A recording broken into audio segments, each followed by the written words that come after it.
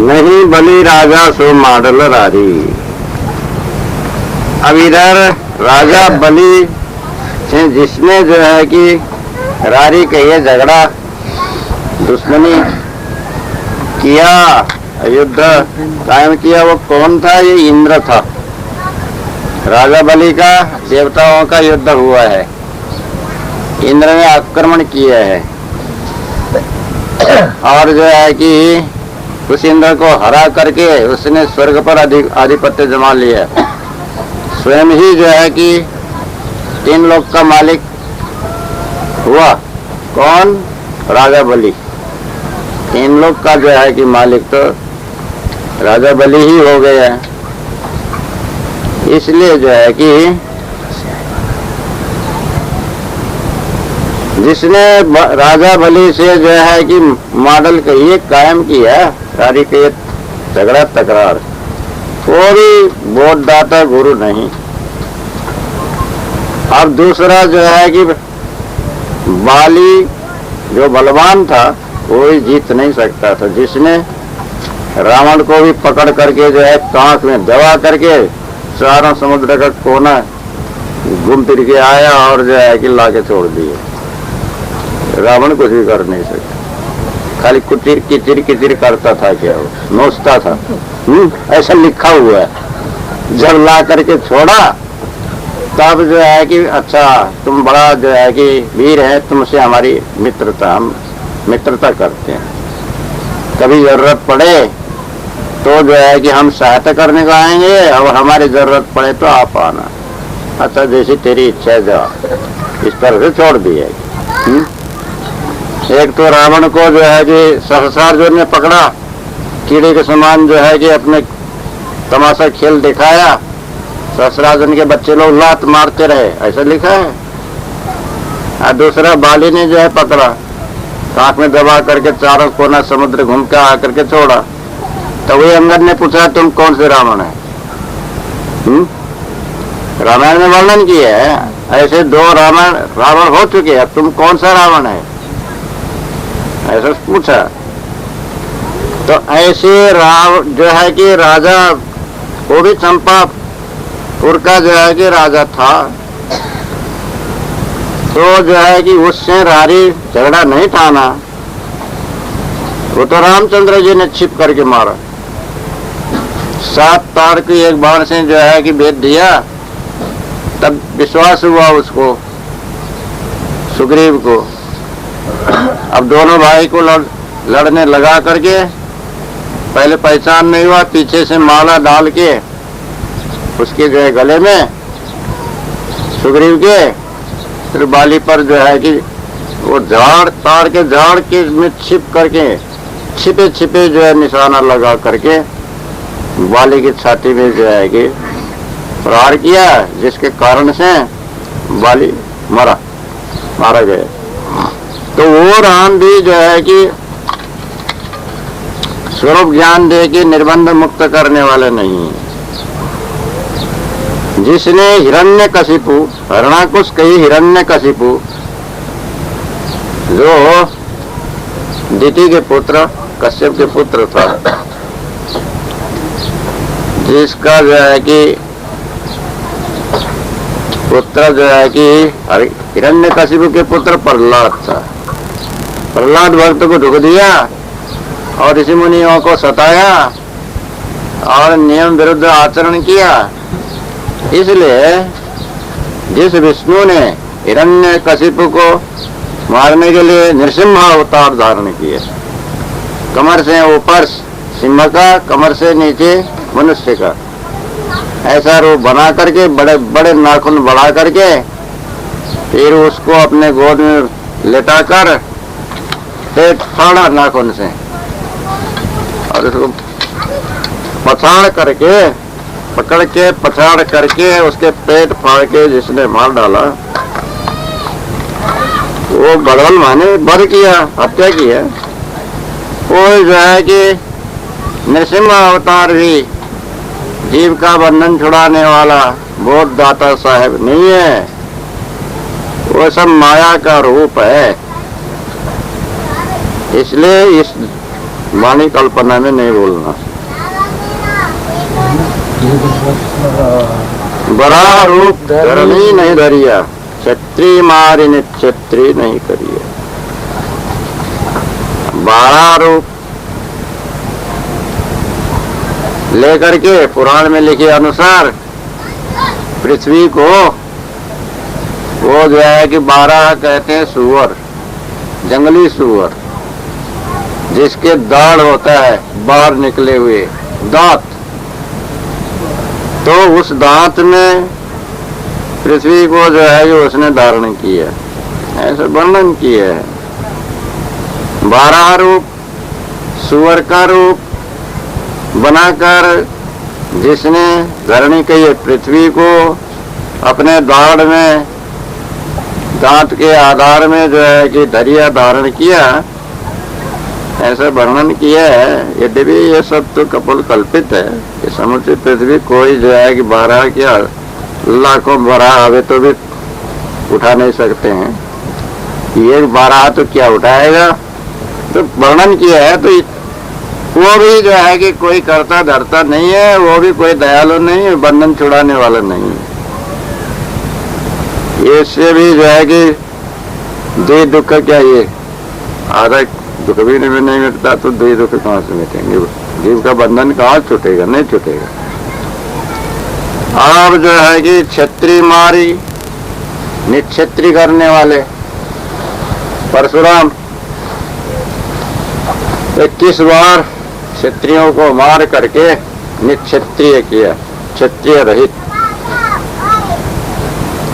वैसे जो है कि सामना जो करने को आते थे धनुष बाण भाला और तलवार लेकर के, उनको क्षत्रिय कहा जाता था। जो हाथ जोड़े, पांव पड़े, भाग जाए, छिप जाए, अब उनको पीछे पड़ के मारते नहीं थे।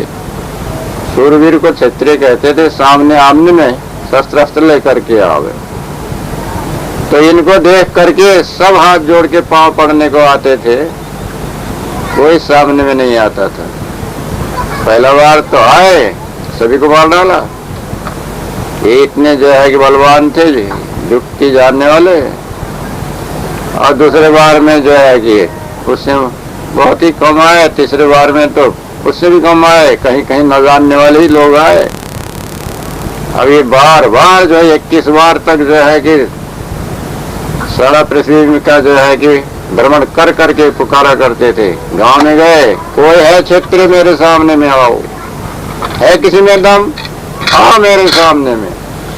कौन क्षेत्र का लड़का है, आओ मेरे सामने। ऐसे पुकारा करे, घूमे। और कोई आएगा लड़ने को तो उसको जो है कि संहार करेंगे, नहीं आएगा तो बस यहाँ कोई क्षत्रिय नहीं है, इस गांव को मैं विजय कर लिया, ऐसे बोले चले गए। जो भी आएंगे तो हाथ जोड़ेंगे, अपने बाप का नाम सुनाएंगे, हम तो आपसे हारे हुए हैं, हम तो आपके दास हैं, हम आपके सामने मुकाबले नहीं करेंगे। ऐसे कहने से तो अब उसको मारते नहीं थे। किसी के घर भीतर बैठ करके उसको जो है मारते नहीं थे, सोते हुए को नहीं मारते थे, पीठ दिखा के जाने वाले को नहीं मारते थे, अस्त्र शस्त्र छोड़ दिया उसने हाथ से, उसको भी नहीं मारते थे। एक ऐसा नियम बना के रखा था। तो निक्षत्रिय करने वाले हो 21 बार निक्षत्रिय किया, ऐसा पुराणों में लिखा है। उनसे सभी थर थर कांपते थे। वो रामचंद्र के समय में भी आए, रामचंद्र ने भी अपना पौरुष दिखाया, वहां पर भी जो है फिर वो शांत होके चले गए। तो ऐसे वो परशुराम भी जो है कि दुई दुख मिटाने वाले, स्वरूप ज्ञान देने वाले, मुक्त करने वाले नहीं है। वो भी लड़ाकू जो है कि क्रोधी हिंसक थे, इसलिए उनसे उनके जो है कि भरोसा से भी किसी को उद्धार नहीं होगा। नहीं गोवर्धन कर गई धरिया, नहीं ग्वालन संग बन बन फिरिया, साचो पर। जिसने गोवर्धन पहाड़ को जो है कि करकैया हाथ गई के पकड़ के दरिया कहिए धारण किया, समझना है कि ये गोवर्धन पहाड़ है, ऐसा हाथ लगा दिया, ये हाथ में पकड़ के गोवर्धन को धारण करना और कुछ भी नहीं है। अपना हाथ जाके लगा। हाँ, गुफा तो था ही था। ज्यादा पानी वर्षा होने लगा, नीचे गांव में पानी भरने लगा, वो गुफा में सबको जो है कि बटोर के ले गए, वहां जाके ऐसा हाथ का टेका लगा। कर गई दरिया वही है क्या? नीचे के पहाड़ कोई उठा के जो है कि छाता बनाता है? वहां जाके ऐसा जो हाथ लगा दिए, एक लाठी के सहारे से खड़े हो गए। अब लोगों ने मान लिया कि अब इन्होंने सारा पहाड़ उठा लिया। अब कहने सुनने में भी जो है कि तुम तो दुनिया भर के पहाड़ उठा लेते हो, कहते हैं कि नहीं? बहुत ज्यादा बोलने का ज्यादा गर्म हो गया तो तुमने तो पहाड़ उठा लिया, तिल का ताड़ बना लिया, कहावत है कि नहीं? तो लंबी बात करने लगा, ज्यादा गुस्सा में आ गया। ये ऐसे कहावत होती है। नीचे गड़ा हुआ ही पहाड़ को उठा करके ये अंगुली में धारण नहीं किए। ऐसा फोटो तो ऐसा देखा है, लिखा भी वैसे ही है। और सब डर के मारे जो है, जितने ग्वाल वाल थे बूढ़े बड़े, सब लाठी की टेका लगा दिए उन्होंने, जिसमें से दबे नहीं। ऐसे फोटो में देखा है, वर्णन भी किया हुआ है शब्द। तो ऐसा नहीं, वो गुफा था ही था, और गुफा में पानी तो जाता ही नहीं। ऐसा हाथ लगाए तो अब सभी लोगों ने जो है कि अच्छा, सभी जैसे कोई जो है कि अगुआ ने ऐसा हाथ किया तो सभी ने कहा कि बस ये ऐसे ही करना है। सबने हाथ उठा दिए। अगुआ का हाथ उठा तो पछुआ का तो उठना ही उठना है। कौन मानने वाला है? उठाओ हाथ। तो सब उठाए कि नहीं? ऐसे ऐसे ऐसे हजारों हाथ उठ गए कि नहीं उठ गए? इसी तरह कृष्ण जी को देख करके सभी ने ऊपर हाथ कर दिया। कोई लाठी लगाए, कोई क्या लगाए, कोई ऐसा लगाए। उन्होंने ऐसा करके जो है कि ऊपर कर दिया। जितने देर करना है उतने देर कर दी। ये गोवर्धन पहाड़ इस तरह से उठी। वो तो उठा ही उठा था, कोई नीचे से कोई ऊपर से नहीं उठाया गया। अब इस वेद को ना जानने वाले और जो है कि या न मानने वाले, जैसा कल्पना में आता है वैसे जो है कि वर्णन करते हैं। तब जो है कि जिसने गोवर्धन को हाथ से पकड़ करके जो है ये हाथ लगा करके जिसने धारण किया, वो कृष्ण जी गोवर्धन के जो है कि प्रवेश करने वाले, वो भी स्वरूप ज्ञान देने वाले, वो सत्य साहेब नहीं है, गुरु साहेब नहीं है, दुख मिटाने वाले नहीं है। ग्वाल बालों के संग में जंगल जंगल में गौओं को चराते फिरे वही कृष्ण ही जी थे।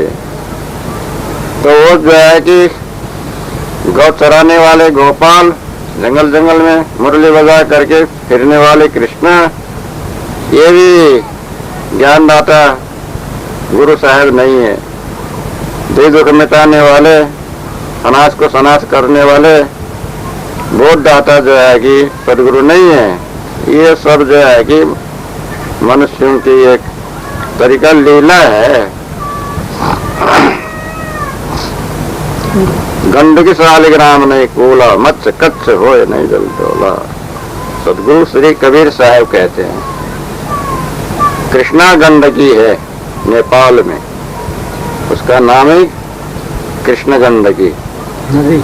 हाँ, काला काला पानी, वैसे पानी सफेद है, देखने में काला दिखता है दूर से, इसलिए कृष्ण गंडकी कहते हैं। उसी के किनारे में शालिग्राम मिलते हैं। ऊपर में जहाँ से जो है कि आती है, उसके जो है कि नदी की जो प्रवाह की जगह में काला पत्थर है।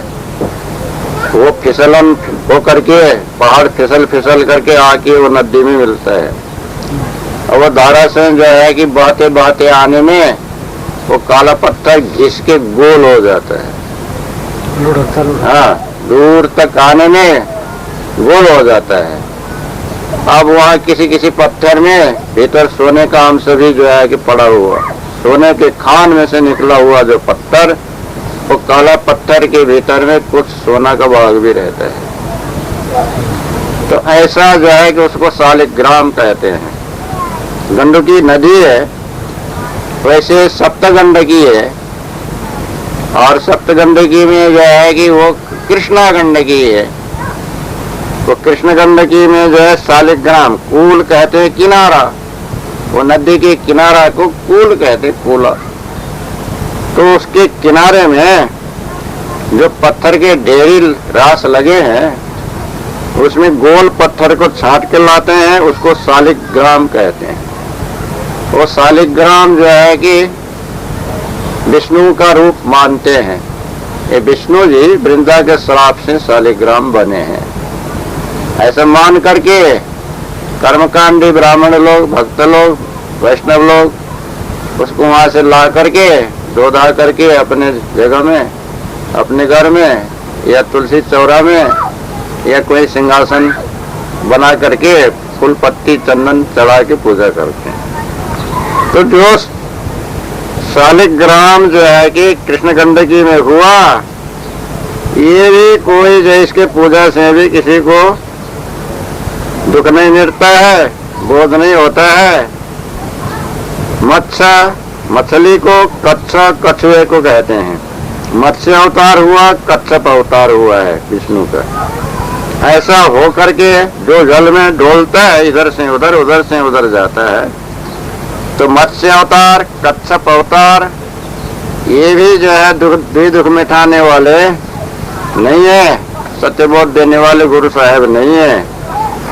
इसलिए इनकी जो है कि भक्ति उपासना और इनके पूजा करने से जीव को ज्ञान भी नहीं होता है और भवबंधन भी नहीं मिटता है। ये बानी जाल भ्रांति में नहीं पड़ना चाहिए। द्वारावती शरीर नहीं छाड़ा, ले जगन्नाथ पिंड नहीं गाड़ा। सदगुरु श्री कबीर साहब कहते हैं, यदुवंश संहार होने के बाद अब कृष्ण जी एक वृक्ष के नीचे अकेले पैर को अपने ऊपर जांग में रख करके तलवे को ऐसा देखा करके लेटे हुए थे। तो दूर से जो है कि जरा नाम के दादा ने देखा, उसको ये भ्रम हुआ कि वो वृक्ष के नीचे एक हरिण खड़ा है। तो हरिण के शिकार करने के जो है लोभ में उसने विष बूझा हुआ, जिस जो है कि मूसल से जो है ये जो संहार हुआ था, उसी मूसल के टुकड़े उसको घिस करके समुद्र में फेंकवा दिया था राजा जो है कि उग्रसेन ने। तो वो मिला था, तो वो उसी का उसने बाण का फल बनाया था, बाण की जो है कि नोक में लगाया था। तब वो उसी द्वारा यदुवंश संहार में जो है कि इनको भी लगने का था, तो वही बाण आके टकराया, घाव हो गया। अब वो मृग मरा हुआ समझ करके वो आया, तो देखता है तो कृष्ण जी को लगा, थर थर कांपा, हाथ जोड़ा, जो है कि हजूर मैं जान करके नहीं किया, मैं तो हरिण समझ करके, मुझे क्षमा किया जाए। अच्छा, तो जो है कि निकाल इस बाण को, निकाल दिया, निकाल दिया। क्या मैं तुमको नहीं कुछ करूंगा, मेरा कार्य था, वो जो लगने का था वो तो लग गया। तू जा करके जो है कि खबर दे दे वहां द्वारिका में कि अब 7 दिन के बाद में जो है कि द्वारिका जलमग्न हो जाएगा। उसको अर्जुन को बुला करके अब जो है कि फिर जितने हैं बाल बच्चे और जो है कि स्त्रियां बूढ़े जितने जीवित हैं सबको जो है कि वहां ले जाए हस्तिनापुर, ये वहां बता देना, बस चला जा। फिर वो जाके बताया, उसके जाने के बाद में कृष्ण जी का शरीर टूटा उसी की पीड़ा से। तो द्वारावती तो द्वारिका में कहते हैं, द्वारिका से जो है कि प्रवास क्षेत्र में आए थे, युद्ध होगा ऐसा समझ करके, तो द्वारिका से हट करके प्रवास क्षेत्र में शरीर छोड़ा। तो दूर से कहने के लिए द्वारिका में शरीर छोड़ा ऐसा कहा। तो पीछे से जब जो है कि अर्जुन आया, उसने तलाश कराया, तो पहचान कृष्ण के जो है कि पहचानने वालों ने जो है कि ये ही कृष्ण का शरीर है बताया। तो उन्होंने चिता बना के दाह संस्कार करके गए। बलराम तो जो है कि समुद्र में जा करके शरीर छोड़ चुके थे, समुद्र में डूबकर अब इनका जो है कि अब मिला। अब बलराम का भी अब शरीर शायद किनारे में मिला, समुद्र के तरंग से बहा करके जो है किनारा कर दिया था। तो दोनों का भी जो है कि इन्होंने अर्जुन ने चिता बना के दाह संस्कार किया, ऐसा वर्णन है। पटरानिया उसी में जलमरी सती होकर के, बाकी जो थे वो सबको जो है कि अर्जुन ने ले गए। पीछे से कृष्ण के कहे अनुसार अथवा जो है कि भक्तों के मानंदी अनुसार उन्हें जो है कृष्ण के जो शरीर को जो है बाकी रह गया जलाने से, उस पिंड को जगन्नाथ में ले जा करके गाड़ा, जहाँ पर जगन्नाथ के जो है कि देव मंदिर बना है उसके नीचे उनके पिंड को गाड़ा। और जो है कि जलाने से बाकी रहा हुआ अवशेष अस्तु कहते हैं, जिसको हड्डी का जो है कि पाक कहते हैं, जो गंगा में डालते हैं। और वही कृष्ण का मूर्ति, चंदन की मूर्ति का जो है कि कृष्ण बलराम और सुभद्रा को बीच में रख करके भक्तों ने मूर्ति बनाया और उसी का पूजा जगन्नाथ में कर रहे हैं। 12-12 वर्ष में वो कलेवर बदला जाता है, उनके जो मूर्ति को कलेवर कहते हैं। तो वैसे कलेवर नाम शरीर का है। हर 12 वर्ष में जो है कि वहां पर ऐसा मेला होता है। हर जो है कि आषाढ़ शुक्ल द्वितीया को रथ यात्रा होता है। हर वर्ष 3 रथ निकलते हैं। फिर वो जहाँ तक ले जाने का है वहां तक ले जाके घुमा फिरा के रथ यात्रा हर वर्ष पूरा करते हैं। तो ऐसा जिसके जो है कि द्वारिका में जिसने शरीर छाड़ा वो भी गुरु साहब ने दुख मिटाने वाला नहीं। जिसका पिंडा जगन्नाथ में ले जाकर के गाड़ा गया, उसका उपासना करने से, माने जगन्नाथ की पूजा करने से भी किसी का भक्त का दुख छूटना नहीं है, और वो भी ज्ञान देने वाला नहीं है, और उससे जो है कि मुक्ति स्थिति होने वाला नहीं है। ये सिर्फ जो है कि कल्पना से बाहर लोगों ने जो है कि स्थापना किया, भूल रहे हैं और बुला रहे हैं। इसको परख करके त्याग करो। साखी कहे ही कबीर पुकार के वे पंथे मति भूल, जय राखे अनुमान के सो थूल नहीं स्थूल। 75 साखी। सदगुरु श्री कबीर साहब पुकार के कहते हैं, गुरुमुख है, उच्च स्वर से सबको सुना करके, छिपा करके नहीं। सब लोग सुनो, समझो, भ्रांति को मिटाओ और सत्य को ग्रहण करो। तो ऐसे पुकार करके कहते हैं कि हे भाइयों, हे सज्जनों, हे मनुष्यों, हे मुमुक्षुओं, संतो भक्तों, उस पंथ में, उस रास्ते में मत भूलो जिसने 10 अवतार को जो है ही करता धरता माना है। 10 अवतार की उपासना से या 24 अवतार की उपासना से ही तुम्हारे मुक्ति माना है, ये सब अज्ञान है। वो ऐसे जो पहले अवतार हो गए उनके नाम लेने से भी तुम्हारा कुछ काम नहीं होगा। वो तो काम तो तुमको अलग ही करना पड़ेगा। उनकी मूर्ति पूजा करने से भी तुमको कुछ सार नहीं निकलेगा, तुम्हारा कोई कार्य नहीं बनेगा। उनकी महिमा गाने से भी कुछ नहीं होगा। इससे उस रास्ता में, जिस रास्ता में अविवेकी, अबोध, भ्रमित, कर्ममार्गी उपासक लोग गए, उसमें अपने लग के मत भूलो। वैसे भूल से तो तुम्हारा बंधन ही दृढ़ हो रहा है, अज्ञान ही दृढ़ हो रहा है। उन लोगों ने क्या किया, 10 अवतार ने, और कहीं किसी को जो है कि मारा, हत्या किया, कहीं किसी का छीना लूटा, राज्य अपहरण किया बामन ने, और किसी ने जो है कि बहुत सी स्त्रियों को जो है कि ला करके विषय भोग किया, रासलीला किया, और जबरदस्ती जो है कि कामलीला दिखाया।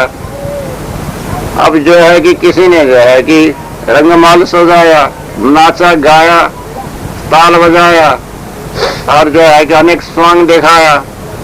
कहीं जो है कि बहुत सी फौजों को हत्या करना, नाश करना, विध्वंस करना, युद्ध का, अपहरण का, विषय भोगों का और जो है कि नाच गाना का, यही सब वर्णन है। और क्या किया उन्होंने? सत्य ज्ञान का तो कहीं चर्चा भी नहीं है, और उनका ही जो है दुख नहीं मिटा, उनका ही भ्रम नहीं छूटा, उनको ही शांति नहीं मिली, वही मुक्त नहीं हुई है, तो दूसरे को क्या मुक्त करेंगे? तो ऐसे भ्रमिक, जैसा उनका चाल कुचाल है वैसा तुम करना नहीं, वैसे लीला करना नहीं, किसी के नाम से, 10 अवतार के नाम से भी रामलीला नहीं करना तो कृष्ण लीला नहीं करना, क्योंकि अब वो करके उनकी ही स्थिति नहीं तो तुम्हारे कहाँ की स्थिति होगा। वह पंथे मति भूल, उनकी जो है कि अनुमान कल्पना के मार्ग में तुम कभी भी मत भूलो, अपने कर्तव्य को मत भूलो। दया धर्म परोपकार और जो है कि सदाचार संयम नियम त्याग वैराग्य से रहो। तो गुरु साहब के जो है कि शरण में जाओ और वहीं से बोध मिलेगा, सभी भ्रांति तुम्हारी छूटेगी। जी राखे अनुमान कहे, जिसको तुमने अनुमान करके जो है कि बड़ा बना के रखा है, ईश्वर ब्रह्म परमात्मा परमेश्वर जगदाधार और जो है कि अल्लाह खुदा गॉड और भी जो है दूसरे नामों से खूब बड़ा सृष्टिकर्ता, सब जो है उत्पन्न करता, सबको जो है सुख देने वाला, ऐसा जो मान के रखा है वो तो तुम्हारा भ्रम है, अबोध दशा है, अज्ञानता है, सो वाणी कल्पना। और वो जो जिसको तुमने माना है वो स्थूल भी नहीं अस्थूल भी नहीं। स्थूल यानी जिसका रूप रेखा नहीं, सूक्ष्म। अस्थूल तो जो दिखता है वो दिखने वाला, स्थूल देह भी नहीं और सूक्ष्म भी नहीं, जिसमें नहीं दिखता है, अदृश्य,